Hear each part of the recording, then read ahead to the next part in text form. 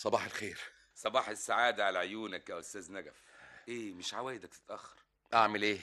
الست ام حلاوتها هي السبب. إيه نسيت تصحيك زي عوايدها؟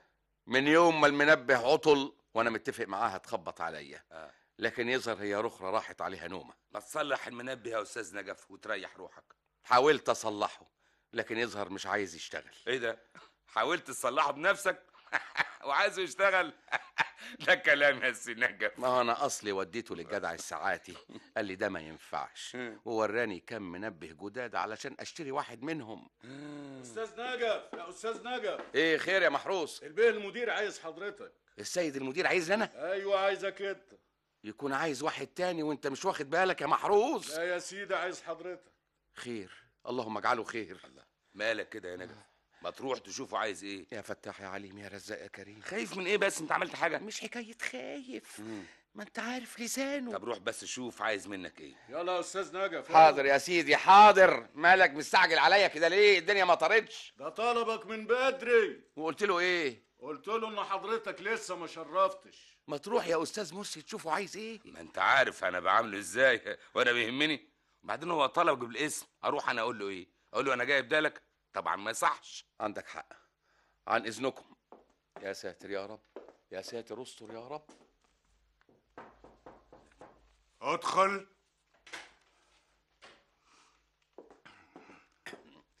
صباح الخير يا سعادة مدير العام للشركة يا فندم. انت مين؟ أنا يا فندم اللي سيادتك طلبتني. ايه فزورة؟ بقول لك انت مين تقول لي انا فلان؟ أنا مش فلان يا فندم، أنا عبد الودود عبد الصبور أبو النجف. نجف. هو انت؟ أيوة يا سعادة المدير العام للشركة يا فندم. ولما انت نجف مش تبقى تنور الشركة بدري؟ حلوة حلوة أوي النكتة دي يا فندم. اسكت. حاضر. نكتة ايه؟ هو ده وقت نكت وكلام فارغ؟ وبتضحك لي كمان؟ عندك حق يا فندم، بلاش نضحك خالص. ايه اللي اخرك عن شغلك؟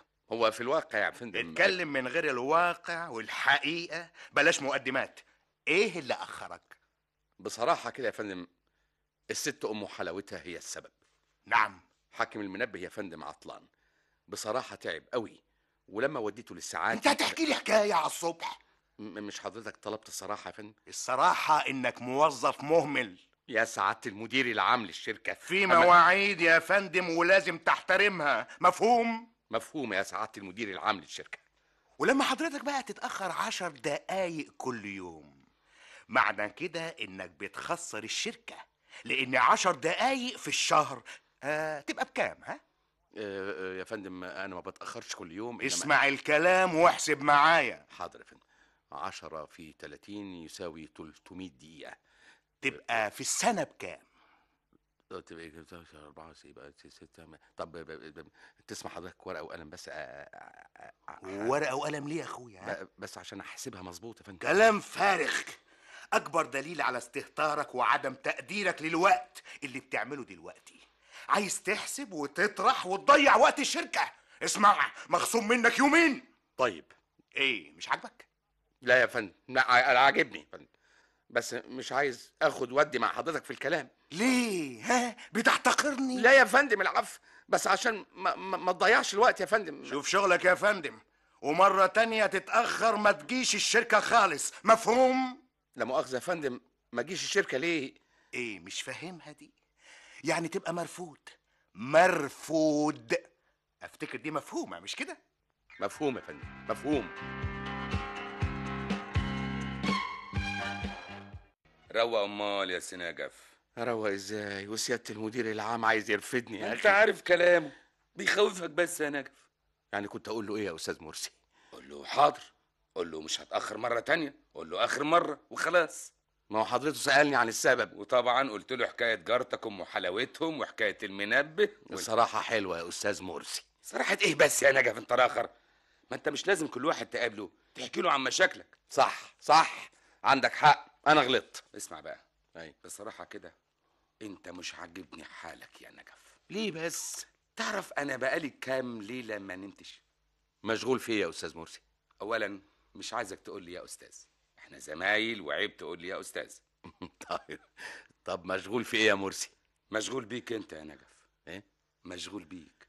قلبي متاخد عليك. ليل نهار افكر في حالك، افكر في حياتك، في مستقبلك يا نجف. ايه عايز تاخد حياتي وتعملها روايه ولا قصه؟ لا يا نجف، عاوز اصلح حياتك دي كلها، عايز اغيرها، ارحمك بالبعزقه اللي انت فيها. طب وتغيرها ليه؟ يعني انت عاجبك اللي انت فيه؟ الحمد لله، الف حمد وشكر. بقول لك ايه، ايوه، انا عايزك تفتح لي قلبك. قلبي مفتوح يا فندم، وانت عارف انا ما بخبيش عنك حاجه ابدا. وعايزك تصحصح معايا وتفتح مخك كمان. مش فاهم. افهمك. اصل انا يا نجف يا اخويا عايز اسعدك، عايز اخلي الدنيا تضحك لك. برضه مش فاهم. سلمني نفسك، قول لي يا مرسي يا اخويا، انا من ايدك دي لايدك دي انا تحت امرك. عيبك انك ما بتتكلمش دغري. ما انا قبل ما اتكلم عايز اعرف انت واثق فيا ولا لا. واثق طبعا. وقلبك بيقول ايه عني؟ طيب وابن حلال وجدع كمان. واحب اخدم صحابي وادور لهم على السعد والفرح والهنا، بس خليك معايا وانت تكسب. قول معايا، قول انا معاك يا مرسي عشان اكسب. معاك يا مرسي عشان اكسب. عشان اكسب. حلو قوي. ما دام قلت معايا ومن قلبك خلاص، اعتبر نفسك من دلوقتي احسن واعظم من مدير الشركه. مدير الشركه ده ايه؟ لا، قول انك هتبقى احسن واحد عرفته البشريه كلها. مرسي، ايه؟ إلهي يسترها معاك. انت بتفكر في ايه بالظبط؟ ايه يا اخوانا ده؟ انتوا لسه ما روحتوش؟ اهلا يا سلامه، تعال. اجي فين؟ يظهر انكم بتتكلموا عن حاجه سر، عن اذنكم. لا لا لا، سر ايه؟ مفيش اسرار ولا حاجه. تعال. نجف، الكلام هنا ما ينفعش. أيوة. انا هاجي لك البيت النهارده بالليل، ولا انت خارج؟ هخرج اروح فين؟ مستنيك. طب مع السلامه انت. السلام عليكم. وعليكم السلام يا نجف. مع السلامه يا نجف، مع الف سلامه. ايه؟ ايه؟ كلمته؟ قال لك ايه؟ وافق خلاص؟ الصبر طيب، مالك كده؟ انت مش قلت هتكلمه؟ ما انت حضرتك ظهرت في وقت غير مناسب. كنت انت ممكن تشاور لي اسيبكم وامشي. على العموم انا هروح له البيت النهارده. تفتكر يا مرسي هو ده الشخص المناسب؟ هو، وبكره تشوف انا هعمل ايه.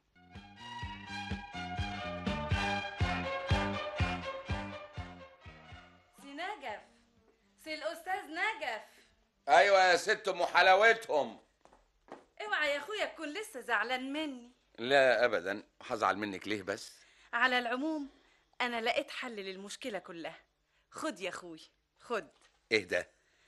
المنبه ده، المنبه بتاعي خليه عندك علشان يصحيك وما تتاخرش عن شغلك. لا يا ست ام حلاوتها، مش معقول كده ابدا. ايه؟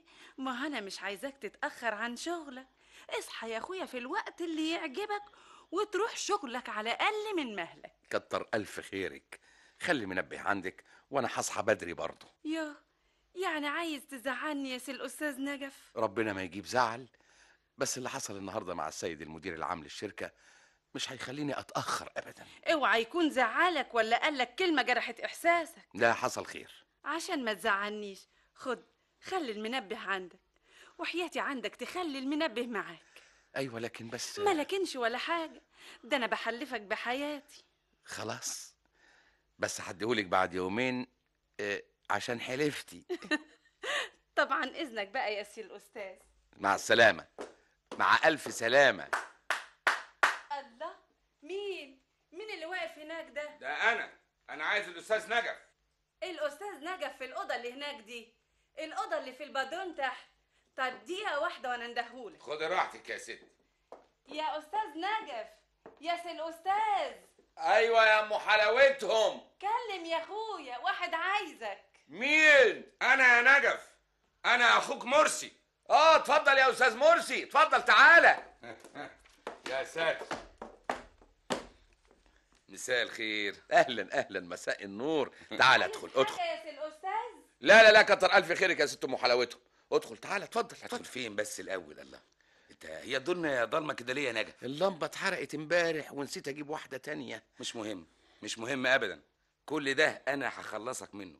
هخليك تعيش في فيلا محترمه، دور فوق ودور تحت، وجنينه وجنايني واوفيس. وفيس؟ اوفيس. ايه ده؟ انت بتتكلم عن مين؟ عنك يا استاذ، عنك يا ابو الانجاف. اقعد كده وفهمني، اقعد. طيب. لا استنى. ايه؟ بلاش الكرسي ده. ها؟ الكرسي ده مكسور. طيب. اقعد على حرف السرير احسن. مش تصلح المولة يا نجف. قعدنا. معلش. اسمعني بقى. اي، اعمل لك شاي الاول؟ لا لا شاي ولا قهوه. اسمعني بقى لحسن الوقت بيروح والعمر محسوب يا نجف. خير يا استاذ مرسي، خير. زي ما قلت لك انا مش عاجبني حالك ده. وانا قلت لك الحمد لله. شوف بقى، انا قدامي جوازه ليك. جوازة ايه يا جدع؟ فوق لروحك. انت اللي تفوق لروحك وتسمعني للاخر وبعدين تبقى تتكلم. طب قول. ركز معايا يا نجف. جمالات. جمالات هانم. مين جمالات هانم دي؟ مراتك، قصدي الست اللي هتبقى مراتك. شكرا. بقول لك هتبقى مراتك. جمالات دي ست غنيه ومبسوطه، ورثت املاك وفيلا وفلوس ملهاش عدد في البنك، وانت اللي هتتجوزها. انا؟ طب ازاي؟ ارجوك ما تقاطعنيش، اسمعني الاول. نعم. بصراحه كده انا بحب نعمات، ونعمات دي تبقى بنت الست جمالات. حضرتك بقى لما تتجوز جمالات اقدر انا اتجوز نعمات. مش فاهم. افهمك. جمالات دي ارمله، جوزها توفى من 2 سنين، قافله على نفسها، خايفه من الناس. حاكم المرحوم جوزها وراها الويل قبل ما يموت. لو هي اتجوزت حضرتك اقدر انا اتجوز نعمات. حضرتك تتجوز جمالات، اتجوز انا نعمات. مفهوم؟ طب مش ممكن انت تتجوز نعمات وتبعدني عن الشغلانه دي؟ ده انا اخترتك انت بالذات عشان عارف ان قلبك طيب وجدع ومخلص وابن حلال. تقوم تقول لي الكلام ده يا نجف؟ طب والست جمالات دي هتقبل تتجوزني انا؟ طب ليه؟ ما انت عارف البير وغطاه. يا نجف خليك معايا، انا مرتب لك كل حاجه. هو انت كلمتها؟ لا لسه. المهم لما حضرتك هتتجوز جمالات اقدر انا اتجوز نعمات. طب وانا يعني هتجوز جمالات ازاي؟ شوف، هي بتدور على انسان مخلص طيب ووفي وحنون. انت فيك كل الصفات دي، انت مش حنون؟ طب قول لي بس. لا انت حنون. طب انا حنون. افرض ان انا خلاص حنون. واحده غنيه وعندها فلوس وفيلا تتجوز واحد زي حنون ليه؟ اقول لك بقى. لانك يا استاذ مش هتقول لها انك فقير.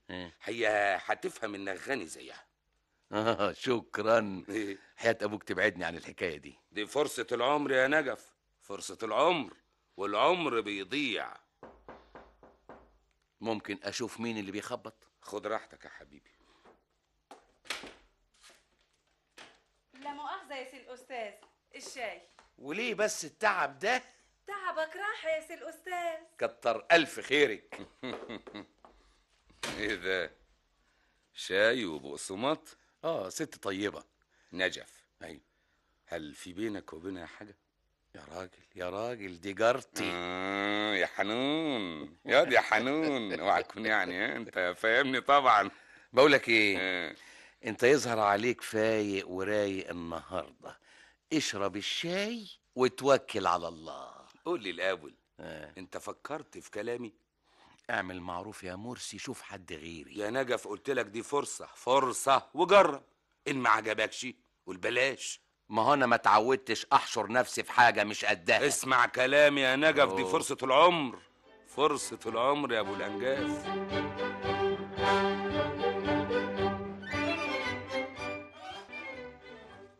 اهلا وسهلا سعاده البيه، اهلا وسهلا. صباح الخير يا محروس. صباح النور يا بيه. اهلا، صباح الخير يا سعاده المدير العام. كويس جدا. انت يعني مبدر. حسب تعليمات سيادتك يا فندم. كويس يا عبد الودود عبد الصبور ابو النجف، والشهره نجف. كويس يا نجف، عظيم. صحيان يا فندم بدري حسب تعليمات وتوجيهات سعادتك دي اولا، وثانيا لان حلاوتهم الله يسترها سلفتني المنبه. نجف كفايه. تحت امرك يا فندم. وزملائك ما جوش بدري زيك ليه؟ مؤكد يا فندم. خلاص شوف شغلك. حاضر يا فندم. ونبي عليهم يجوا بدري زيك. تحت امر جنابك يا فندم. وفهمهم انه هيتخصم من كل واحد فيهم يوم ولا 2 لو اتاخروا. بس يا فندم بس ايه؟ لسه المواعيد الرسميه، قصدي انا جيت بدري. وهم كمان لازم يجوا بدري. حاضر يا فندم. دولاب العمل لا يمكن ان يستقيم الا بالمحافظه على المواعيد. صح اكبر صح يا سعاده المدير العام للشركه. الشاي والسندوتش يا استاذ نجف اهم. ايه؟ شاي وسندوتش في المكتب؟ لا يا فندم، لا، يظهر السعي غلط. لا، دول مش ليا انا يا فندم. مش كده يا جدع انت. مش ليك ازاي؟ عايز تكذب كمان؟ اصل بصراحه يا فندم بصراحة انت أنا موظف مهمل وبتضيع وقت الشركة في الأكل والشرب. اسمع، فوت عليا في مكتبي وفكرنا أخصم منك يومين لسوء تصرفك. مفهوم يا نجف؟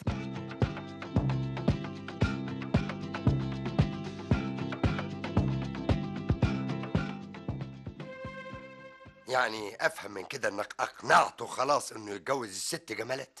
ايوه اقنعته، بس هو لسه متردد. لسه متردد يعني ايه؟ معلش اصبر، انا وراه. ايوه بس فهمني ازاي هيدخل الفيلا بتاعتها، هيقول لها ايه؟ يا سلامة، انا مرتب كل حاجة. مالك مستعجل كده ليه؟ بقول لك ايه، ها، انا فكرت فكره كويسه. فكرة ايه؟ ايه رايك لو اعترضت انا طريق الست جمالات وغلست معاها، وراح داخل عليا نجف وقلمين محترمين على خدي، هي على طول هتحس انه انقذها في الوقت المناسب ويضرب صحوبيه معاها على طول. ها؟ يا سلام، ايه الافكار المنيلة دي؟ ليه؟ فكرة قديمة مكررة حصلت في كذا فيلم. بس فكره مضمونه. طب مش جايز يا سلامة تطلب البوليس وتروح حضرتك في سين وجيم؟ لا صح، عندك حق، بلاش دي. امال انت فكرت في ايه؟ الافكار اللي عندي محترمة وجديدة ومبتكرة. طب ريحني وقول لي ناوي على ايه؟ لما اقابل نجف هشرح له كل حاجة. طب انا مركزي ايه؟ يعني انا فين من اللعبه دي؟ دورك جاي يا سلامة، اصبر اشوف نجف اولا.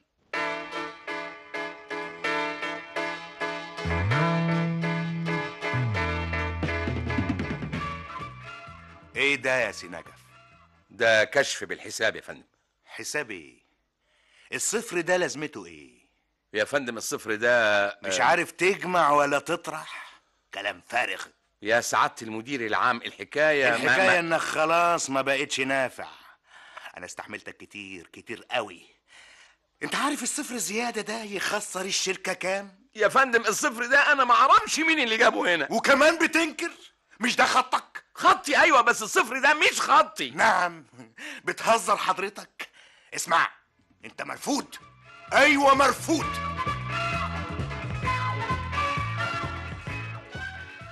ولا يهمك يا استاذ نجف. ما يهمنيش ازاي بس يا مرسي، كمان انا عايز اعرف مين اللي حط الصفر ده في الحساب. اسمع بقى، النهارده ميعادنا مع جمالات وبنتها نعمات. خلينا في الصفر الاول. يا جدع فوق روحك، صفر ايه وبتاع ايه؟ خلينا نتكلم في المهم. هتروح لها النهارده وزي ما فهمتك. لكن انا يا جدع يا جدع، هتفضل في الغلب ده لغايه امتى؟ الحياه فرص زي ما اتفقنا، ما تبصليش كده. فكر في السعد، فكر في الفلوس اللي هتجري بين ايديك يا نجف. نعم.